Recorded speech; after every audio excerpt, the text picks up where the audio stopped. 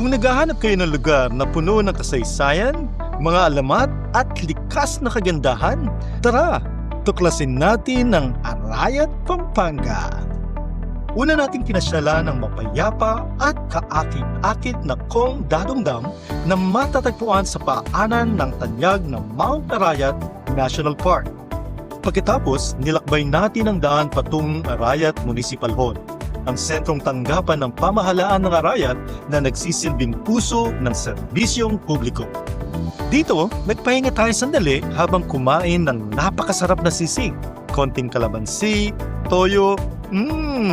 Ang sarap talaga ng sisig dito sa Pampanga.